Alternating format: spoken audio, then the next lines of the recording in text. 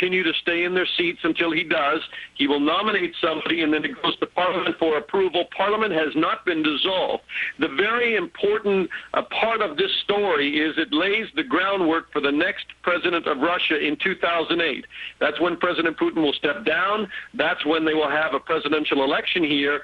But it is believed that Putin will name the man that he wants to take that chair as the next prime minister, and we may see that person emerge in the next 24, 48 hours, within the next few days.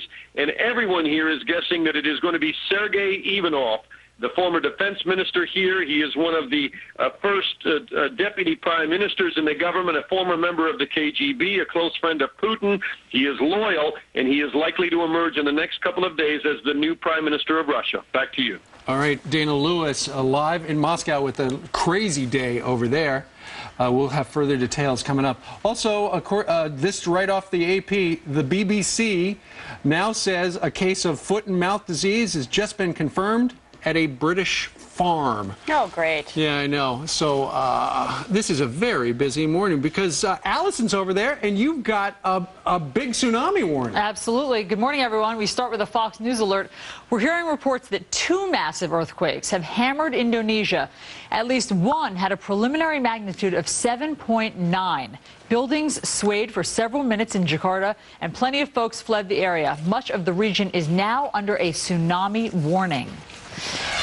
Mystery evidence in the Madeleine McCann case. Our sister network, Sky News, reports that the prosecutor is asking a judge for emergency powers to seize this evidence.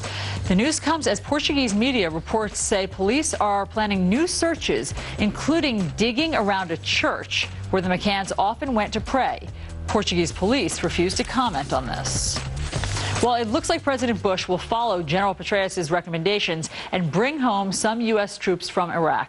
Caroline Shively is live in Washington with more. Give us the update, Caroline.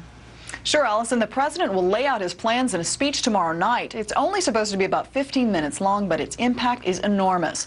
President Bush is expected to say he accepts General Petraeus' slow but steady drawdown of 30,000 troops, and it would start later this month. Administration sources say that comes with the condition that success continues on the ground. It would bring the numbers down to about 130 to 135,000 by July, to the pre-surge levels. Petraeus didn't present any timetables after that, saying the president should wait until March to decide on its next move. Petraeus is recommending what Democratic leaders have been calling for months, a withdrawal of some troops, but it doesn't go fast enough or far enough for Democratic leaders. House Speaker Nancy Pelosi said it sounded like Petraeus was planning at least a 10-year high-level presence in Iraq. She and other Democratic leaders are pushing for a deadline for a pullout. General Petraeus and the U.S. ambassador to Iraq, Ryan Crocker, plan to speak in a news conference an hour from now. In his testimony, Crocker told Congress he fears if there's a deadline, that would mean insurgents would get their arms together and for a big, nasty street fight. Allison? All right, Caroline, we'll look for that news conference around 9 a.m. Another Fox News alert for you. You're looking live right now at Elizabeth, New Jersey, where crews are battling, as you can see, a nasty house fire. No word yet on what sparked this, but aerial pictures show severe damage to the home. At this point, there are no reports yet of injuries.